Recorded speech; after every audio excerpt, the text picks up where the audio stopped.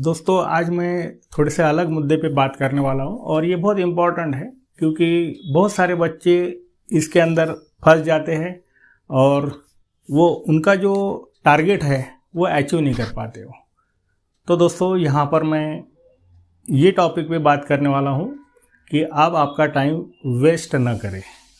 तो उसके लिए क्या क्या रहता है ये यहाँ पर मैं बताने वाला हूँ। तो दोस्तों बहुत सारे बच्चों को मैं बताता हूँ कि आप आपका टाइम मैनेजमेंट पहले बना लो, टाइम टेबल बना लो, टाइम किस तरह हम सेव कर सकते हो और उसका यूटिलाइज हमारे स्टडी में लगा सकते हैं। लेकिन बच्चों का यही बात होती है कि वो टाइम टेबल तो बना लेते हैं बट वो अप्लाई नहीं करते, क्योंकि लिखना बस लिख देते हैं, डायरी में लिख देते हैं या तो फिर दीवारों के ऊपर लिख देते हैं, लेकिन वो मैनेज नहीं कर पाते। तो यहाँ पर एक बात बहुत ही मैं सीरियसली बता रहा हूँ कि जो बच्चे मेरे तरफ थे लास्ट ईयर उसके भी पहले, तो दोस्तों उनका 99 परसेंटाइल कैसा आया है। तो ये मैं जेई पेपर 2 की बात कर रहा हूँ, नाटक की बात कर रहा हूँ, या जो भी एग्ज़ाम्स है उसके लिए, कोई भी एनी एग्ज़ाम्स, तो उनको 99 परसेंटाइल कैसा आया जेई पेपर 2 में। तो दोस्तों उन्होंने जो जो मैंने बताया वो किया है और उससे ज़्यादा ही किया। नेक्स्ट दूसरी बात ये है कि जो हमारे क्लासेस चलते हैं उसमें वो रेगुलर थे और जो मैं असाइनमेंट देता था, मैं ड्राइंग सिखाता हूँ, तो जो मैं असाइनमेंट देता था उससे उन्होंने ज़्यादा ही असाइनमेंट किए। तो दोस्तों कल परसों की मैं बात बताता हूँ, बहुत सारे बच्चे यही करते हैं, बहुत बहाने ढूंढते हैं। अभी तो 6 महीने बाकी है, करेंगे बाद में, क्या होता है उसमें, अभी तो बहुत टाइम है, ड्राइंग तो क्या ऐसा ही बन जाएगा, एप्टीट्यूड क्या ऐसा ही बना लेंगे, 2-4 बार रट्टा मार दिया कि हो गया। दोस्तों ये बात इतनी आसान नहीं है।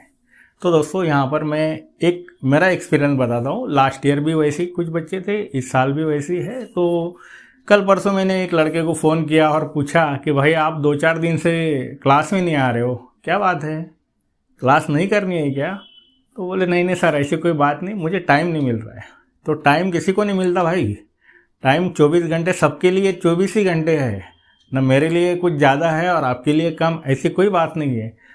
जो फर्स्ट आते टॉप 100 में आते उनको भी 24 घंटे है और जिनको मार्क्स नहीं मिलते, परसेंटाइल नहीं मिलता है, उनको भी 24 ही घंटे है। फ़र्क सिर्फ इतना है कि वो 24 घंटे का यूटिलाइज अच्छे से करते हैं और जिनको परसेंटाइल नहीं मिलता है वो बिल्कुल उसके तरफ ध्यान नहीं देते।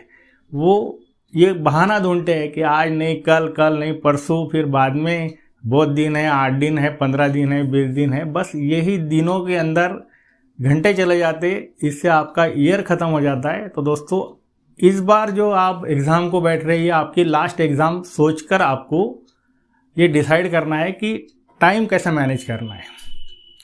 तो ऐसे मैंने जो लड़के को फ़ोन करके पूछा कि भाई आजकल आप नहीं बैठ रहे हो, तो उन्होंने बताया कि सर कॉलेज रहती सुबह 9 से 3 बजे तक, फिर उसका वर्क रहता है, कॉलेज का कुछ काम बाकी रहता है, फिर बाकी भी घर के काम रहते हैं, ऐसे रहते हैं वैसे रहते हैं, ये सारे सब बहाने मुझे आधा घंटा उन्होंने बताया। और फिर मैंने उनको बोला कि आप दूसरा क्वेश्चन मैं करता हूँ कि आप सोते कितने बजे हो? सर 10 बजे। रात को 10 बजे? हाँ बोले रात को 10 बजे। और उठते कब हो? तो सुबह 7 बजे। तो सोचो दोस्तों 10 घंटे 9 घंटे आप अगर सोने में बिताएंगे तो ये कैसा चलेगा? उसके लिए आपको इसका आधा करना पड़ेगा। 5 या 6 घंटे आप सो सकते हो, बाकी टाइम आपका 4 घंटे 3 घंटे इसको यूटिलाइज करो।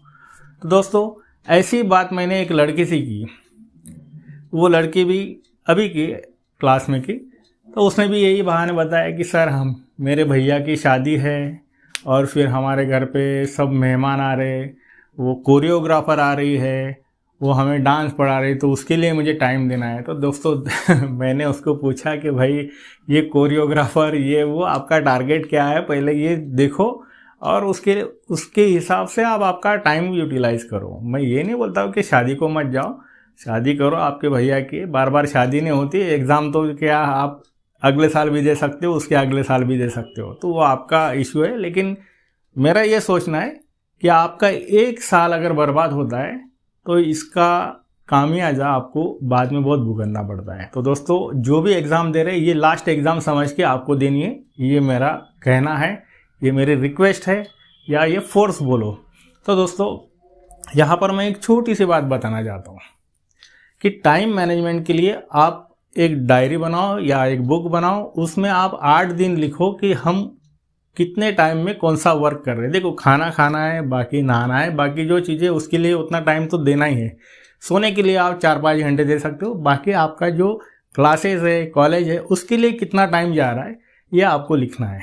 और ये लिखने के बाद देखो कि इसमें से आप कौन सा टाइम पास कर रहे हो, वो टाइम को आप यूटिलाइज करो। बस इतनी सिंपल सी बात है। अगर आपको अच्छे परसेंटाइल मिलाना है तो इतना करना पड़ेगा। तो दोस्तों यहाँ पर एक छोटी सी मैं कहानी सुनाना चाहता हूँ। तो ये कहानी बहुत अच्छी है और ये आप कंप्लीट सुनो तो आपको समझ में आएगा कि क्या ये कहानी का मकसद है। तो दोस्तों चाणक्य जी जो थे वो बहुत ज्ञानी पुरुष थे। तो दोस्तों ये जो चाणक्य थे उनके कुछ शिष्य थे। तो मैं ऐसा समझता हूँ कि 10 उनके जो चेले थे वो 10 चेले को पढ़ा रहे थे, सिखा रहे थे, जो भी कर रहे थे। तो उसके बाद उन्होंने एक दिन सोचा कि इन चेलों के हम थोड़ा सा एग्ज़ाम लेते हैं और सोचते हैं कि इनकी ज्ञान कितना है, इनको कितनी, उनकी बौद्धिक क्षमता कितनी बढ़ गई है। ये सोचने के लिए उन्होंने 10 टोकरियाँ बाम्बू की, बाँस की 10 टोकरियाँ उन्होंने लेके आए और हर बच्चे के हाथ में वो टोकरी दे दी और बोले कि यहाँ पर पास में एक नदी है, रिवर है, वहाँ पर जाना, वो रिवर में से पानी भरकर लेके आना। तो हर एक को ये काम दे दिया। अभी वो 10 के 10 एक दूसरे के मुंह की तरफ देखने लग गए कि ये बाँस की टोकरी, इसको तो बहुत सारे छेद है, इसमें पानी कैसा रहेगा।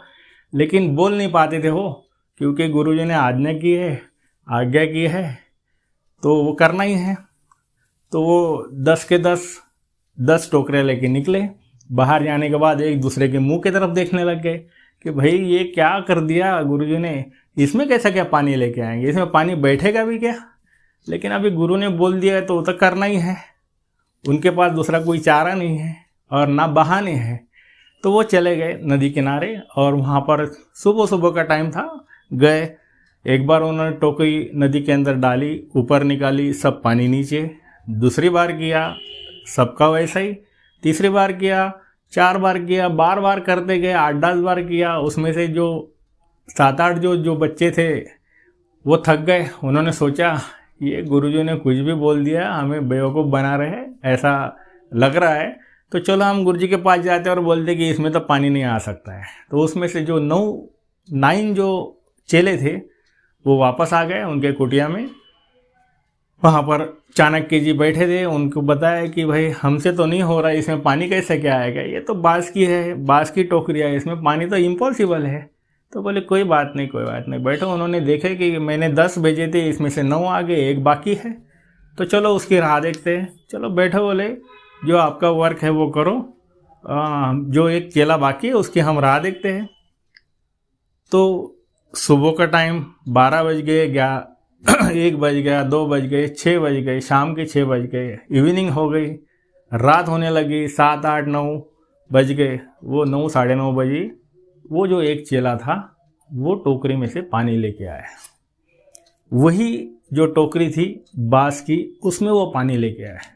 सबके सब जो उसके जो दोस्त थे, उसके जो साथी थे, वो देखने लग गए कि अरे ये कैसा क्या हो गया, हमसे ये टोकरी में पानी नहीं आया और ये हमारा साथीदार ये कैसा क्या पानी लेके आया।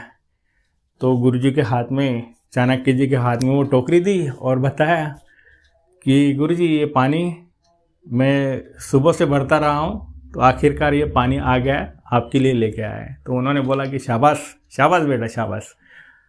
तो फिर वो पानी हाथ में लिया और बाकी जो चेले नीचे बैठे थे उनको बताया कि देखो ये चीज़ देखो कि ये जो है इसने ये पानी भर कर लेके आया, जो आपको टोकरी दी थी वही टोकरी इसको भी दी गई है, लेकिन ये पानी भर कर लेके आया है।